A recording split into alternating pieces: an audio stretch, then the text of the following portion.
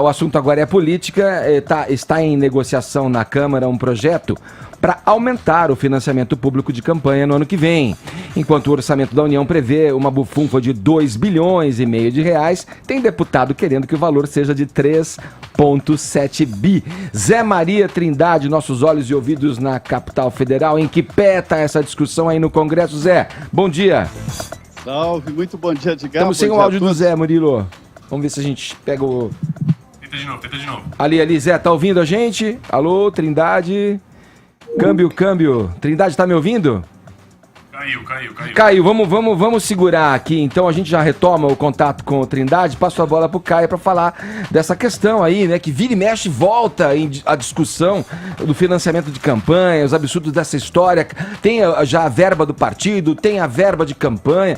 É muita grana saindo do nosso bolso para alimentar aí esses políticos, né? Pois é, Edgar, já ouviu falar da estratégia das tesouras? Geralmente ela é aplicada no campo ideológico, né? Você tem dentro de uma mesma corrente, ou seja, que aponta na mesma direção, você tem uma corrente mais, uma subcorrente, assim, vamos dizer assim, um grupo mais radical e um grupo menos radical. Eles fingem que estão em oposição, mas na verdade eles apontam para o mesmo sentido. É exatamente o caso aqui, né? Então em primeiro lugar, né, deixar bem claro que esse aumento do fundo eleitoral, ele está 100% alinhado com a visão de democracia que tem o senhor presidente da Câmara Federal, o senhor Rodrigo Maia, né? Isso já é uma tragédia anunciada. Se a gente pega manchetes aí de julho, né, do estado de São Paulo, por exemplo, abre aspas, Maia endossa aumento de dinheiro público para eleições de 2020. E é óbvio que ele vai pensar e atuar dessa forma, usar o nosso dinheiro na sua própria campanha e na campanha de terceiros.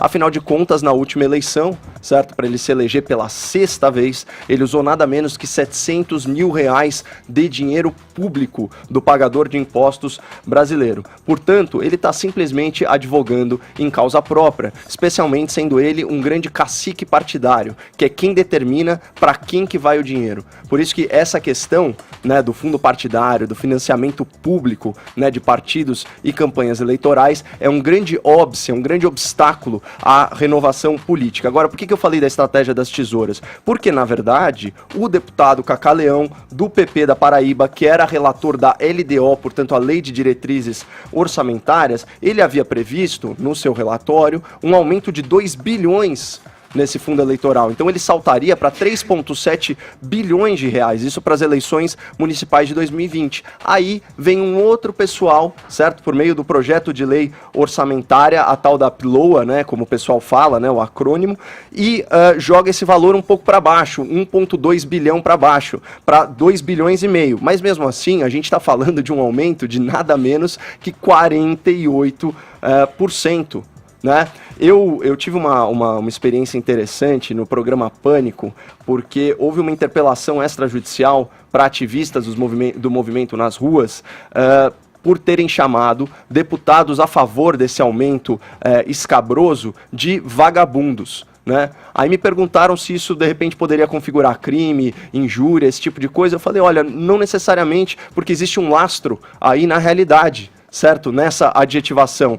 Até porque isso pode ser uma força de expressão, né? Uma figura de linguagem, uma hipérbole. Vagabundo é quem não trabalha, correto? Você usar dinheiro público para satisfazer uma necessidade pessoal é pegar um atalho, portanto é trabalhar menos. Então, sinceramente, o parlamentar que votar a favor desse aumento de financiamento público, ele pode ser considerado vagabundo, sim, porque ele vai trabalhar bem menos. Ele não vai ter que mobilizar, sejam muitos doadores doando um pouco, ou sejam poucos doadores doando muito dentro das regras eleitorais, para financiar um projeto que, em última análise, é sempre mais pessoal do que público. Partidos políticos são organizações privadas, eles deveriam se espelhar no financiamento de associações, clubes esportivos, igrejas que vivem às custas dos seus associados.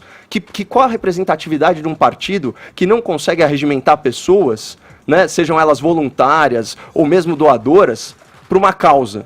Não tem representatividade nenhuma. Então, assim, isso daqui são aqueles, vamos dizer assim, aqueles resquícios de velha política que ainda insistem em aparecer no noticiário. E vamos combinar, né, que no contexto de cortes orçamentários, imagina o que o ministro da Educação, que nós tivemos oportunidade de entrevistar aqui, não conseguiria fazer com essa verba extra bilionária que vocês estão usando assim de forma absolutamente vagabunda, para usar a expressão ao qual me referi, e financiar seus próprios projetos de perpetuação no poder. Ô Trindade, você sempre lembra, né, e usa sempre uma frase aí, que se tem uma coisa que político aí na Câmara, aí no Congresso persegue, é o dinheiro, né? Essa é uma anomalia, né, Zé, do sistema político brasileiro. Essa reforma tem que sair, né? É um absurdo a gente ter que bancar aí mais de 30, quantos são, Zé? 33, 36 partidos, é muita coisa. De partido 33 que só existe para ter ali o seu quinhão ali, a sua verba, que só funciona orbitando em outras legendas e só se faz valer pelo benefício desse fundo partidário. Aí quando vem eleição é mais uma descarga de dinheiro público em cima disso. Quer dizer, é um tipo de reforma que deve ser implementada também com a mesma força e veemência, Zé, como a que foi feita na Previdência, que todo mundo sabia do ônus político que isso poderia representar, mas reconhecia a necessidade para que o país tivesse um respiro ali, né, na sua situação econômica. Agora, por que ninguém se manifesta, Zé? Por que isso não une a nação e as pessoas não saem à rua contra esse absurdo que é de dinheiro que vai aí aos borbotões para as contas dos partidos? É uma anomalia que tem que ser corrigida e todo mundo deve se unir em torno disso e protestar contra isso. Não é possível que isso continue. Olha, Edgar, se uniram, protestaram e inviabilizaram a primeira tentativa, que foi de incluir esse assunto na LDO, a Lei de Diretrizes Orçamentárias. A guerra agora é quanto ao orçamento para o ano que vem. Edgar, vamos combinar uma coisa. Eu costumo dizer que o deputado e o senador só pensam naquilo, né? Ou seja, o financiamento, né?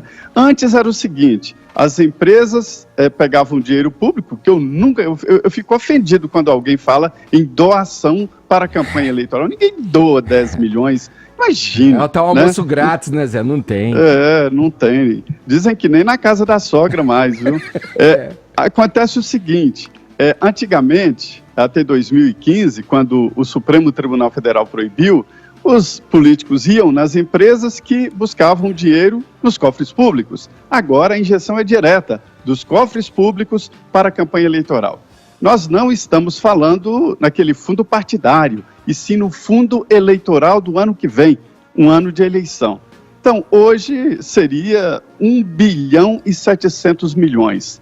O orçamento, assinado pelo presidente Jair Bolsonaro, veio já com aumento, 2 bilhões e 500 milhões.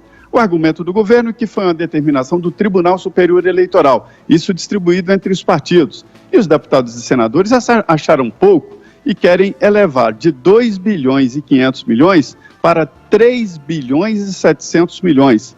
Como não há como inventar dinheiro no orçamento, os deputados querem fazer uma emenda tirando o dinheiro das emendas coletivas, ou seja, do dinheiro do orçamento enviado para obras nos estados. Então ficaria em 3 bilhões e 700. Mas tudo depende da sanção final do presidente Jair Bolsonaro. Só para ter uma ideia, Edgar, se ficar os atuais 2 bilhões e 500 milhões, o partido que mais vai receber dinheiro é o PSL e o PT. A diferença é muito pequena. O PT ficando com 250 milhões de reais e o PSL com 249 milhões e 900 mil reais. Ou seja, os dois ali recebendo mais ou menos 250 milhões de reais. O PP seria o terceiro com 172 milhões e 300 milhões e ali a lanterninha, o PMB com 1 milhão e 500 mil reais. 33 partidos é que seriam beneficiados por esse dinheiro, eu repito, é o fundo eleitoral, o fundo partidário já está garantido. Veja bem, não há como fazer uma eleição sem dinheiro, né? Como não há captação legal através de CPFs, o que a lei manda, né? Eles têm que justificar.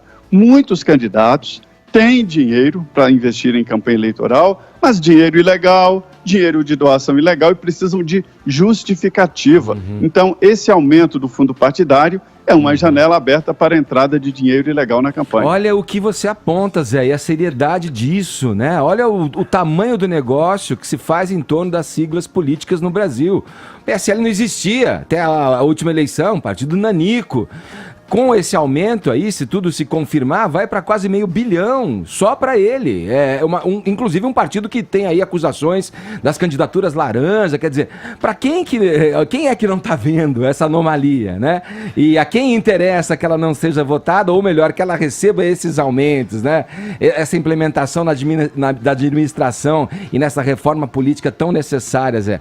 Olha, vamos acompanhar. Olha, Edgar. Fale, vai lá. Olha, Edgar, eu vejo uma incoerência jurídica nisso. A Constituição diz que a disputa eleitoral tem que ser em igualdade de condições. E eu não vejo igualdade de condições, não estamos falando em fundo partidário, mas sim fundo eleitoral. Né? Eu não vejo igualdade de condições quando o PT e o PSL recebem o mesmo, R$250 milhões, e o PMB 1.500.000. Isso não é igualdade. Da mesma forma, a distribuição do horário eleitoral de rádio e TV. Isso não é igualdade. O que acontece? Deputados e senadores é que fazem essa distribuição. Aí entra aquela história, né? Farinha pouca, meu pirão primeiro. E aí eles colocam regras para aumentar o dinheiro nas mãos dos partidos que têm mais deputados e senadores. Puxando a brasa para minha sardinha, né? Trocando em miúdos. Obrigado, viu?